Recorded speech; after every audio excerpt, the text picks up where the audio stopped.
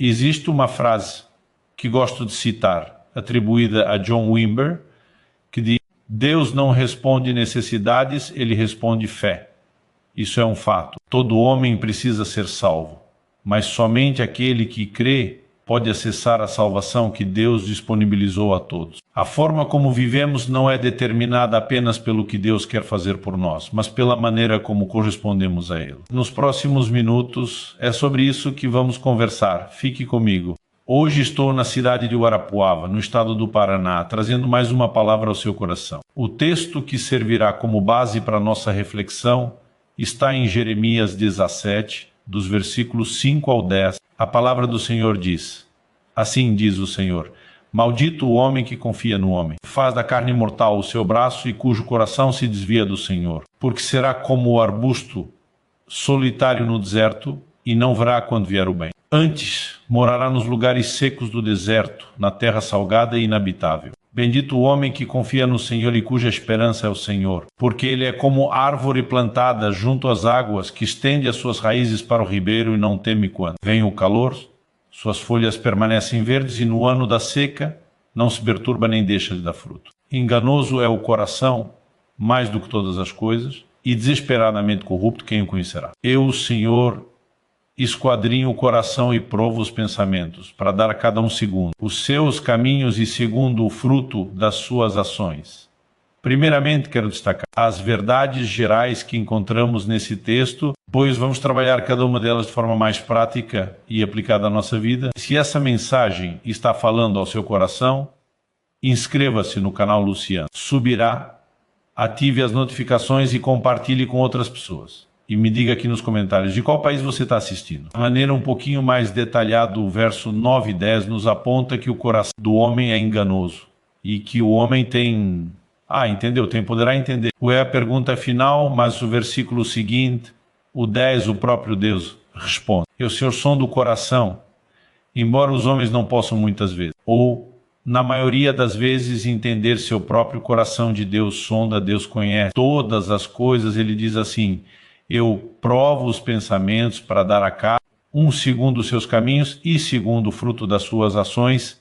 Em outras palavras, Deus está dizendo que às vezes tem escondido dentro do homem que nem mesmo ele percebe. Deus, de alguma forma, tornar isso visível por meio da maneira como eles que vê o coração que enxerga essas decisões, essas atitudes, às vezes até praticamente inconscientes, sem uma clara percepção. Deus demonstrará isso através de uma retribuição em relação às nossas ações, e isso, na verdade, nos ajuda a entender as declarações iniciais: maldito o homem que confia no homem e faz da carne o homem. Maldito o homem que confia no homem que faz da carne o seu braço. E bendito o homem que confia no Senhor e cuja esperança é o Senhor. Os resultados dessas duas posturas são completamente diferentes. E precisamos entender que isso é apresentado por Deus como resposta à atitude do coração. O Senhor está expondo, tornando visível aquilo que cada um carrega dentro de si. É claro que eu quero enfatizar muito mais aquele que confia no Senhor do que aquele que confia apenas no homem. O que confia no Senhor é declarado bem-aventurado, abençoado. Já o que deposita sua confiança somente na força humana é descrito como alguém que experimenta a maldição. Não como um capricho divino, mas como consequência de uma escolha. Precisamos compreender o que leva alguém a ser privado da bênção de Deus e o que leva alguém a desfrutá-la. Afinal, o nosso desejo é aprender a viver debaixo da bênção e não interromper ou bloquear aquilo que Deus quer fazer. Quando falamos de bênção e maldição, alguns dizem: isso era só na antiga aliança. No Novo Testamento não existe mais esse tipo de linguagem. Mas não é bem assim. O livro de Hebreus fala de uma terra que absorve a chuva que frequentemente cai sobre ela e por isso recebe bênção da parte de Deus. Mas também fala de uma terra que, mesmo recebendo a mesma chuva, produz espinhos e abrolhos e acaba sendo rejeitada. Perceba, a diferença não está na chuva. A chuva cai sobre todos. A diferença está no tipo de solo. Está na forma como se responde ao que Deus está derramando.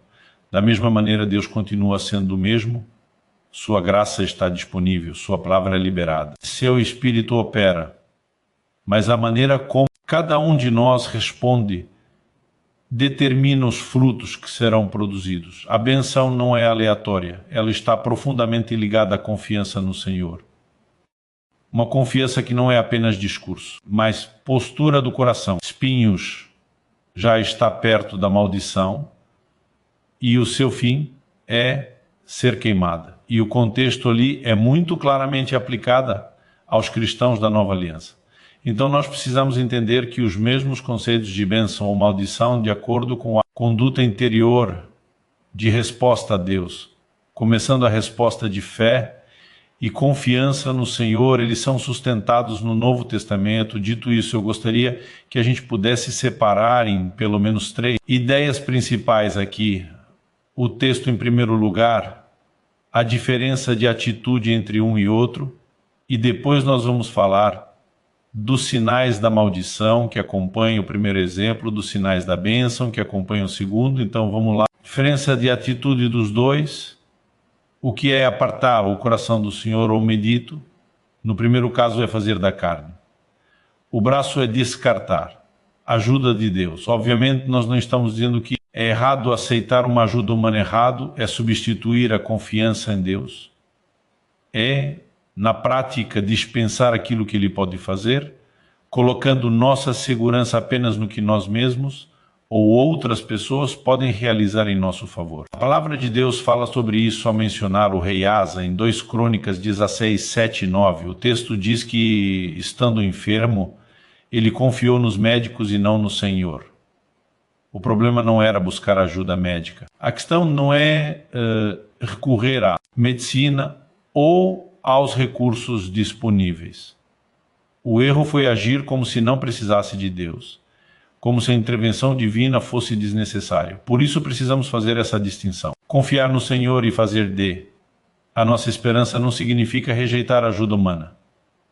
Significa reconhecer que mesmo quando Deus usa pessoas para nos socorrer, há uma orquestração divina por trás de tudo. Quando leio o livro de Esther, por exemplo, vejo o relato do rei Assuero que numa noite decisiva, justamente na véspera da execução de um decreto que levaria à morte dos judeus, não consegue dormir. Em meio à insônia, ele pede que tragam os registros reais para ler.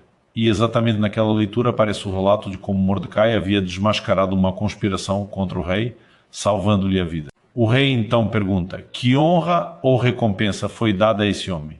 E a resposta é: nada foi feito. Ele decide que isso precisava ser corrigido. Na manhã seguinte, a história começa a mudar. Embora Deus tenha usado pessoas, é evidente que nada aconteceu por acaso. Aquela insônia não foi coincidência. Aquela leitura específica não foi aleatória. Havia a mão de Deus conduzindo os acontecimentos. Podemos, sim, receber ajuda de pessoas. Mas quem confia no Senhor reconhece que é Deus quem mobiliza pessoas, abre portas, organiza circunstâncias. Receber ajuda humana não é descartar Deus, é enxergar Deus por trás da ajuda. Isaías 64 declara que Deus trabalha a favor daquele que nele espera. Isso é poderoso. Nossa confiança não está apenas nos meios, mas no Senhor que governa sobre todos os meios. A nossa confiança determina como interpretamos a vida. Quem confia no Senhor sabe que não vive ao acaso, mas sob a direção de um Deus que age, intervém e trabalha em favor daqueles que esperam em Ele. É a nossa esperança em Deus que o move a trabalhar em nossa direção. Nós podemos justamente entender que, diferente do rei Asa, que descartou, 10, eu confio nos médicos, nós podemos agir como o rei Ezequias. E segundo Crônicas 32:8, ele faz uma declaração quando Senaqueribe ameaça invadir e destruir Jerusalém. Humanamente é impossível reverter aquele quadro. Ele falando desse jeito disso. Com ele está o braço de carne, mas conosco está o Senhor nosso Deus para nos ajudar e guerrear nossas guerras. E outras palavras, está dizendo: esse homem vem com força. Mas a força dele é meramente humana. A gente aparentemente não tem a força humana, mas temos o braço de Deus em nosso favor, resultado final da história. Uma grande intervenção de Deus. Um milagre, um livramento extraordinário, alguns sinais da maldição. Bíblia diz: o homem que confia no homem vestindo o Senhor será que o mago solitário no deserto e não verá quando vier o bem e morará nos lugares secos do deserto em terra salgada.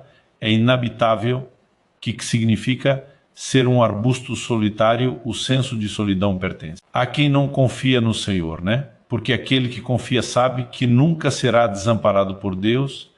A 27:10 no salmista afirma ainda que meu pai, minha mãe me desampararem, o Senhor me acolherá, né? Quem tem esse senso de confiança no Senhor mesmo. Quando as pessoas à volta o abandonam, ele sabe que não está sozinho, Paulo diz. Todos me abandonaram, mas o Senhor esteve ao meu lado e me fortaleceu agora. Que ele que não confia no Senhor inevitavelmente experimentará isso. O tecido não verá quando vier o bem. Acredito que essa coisa de não ver, né? Não é apenas não ver uma bênção, mas eu não ver se tornar realidade na sua vida, por exemplo.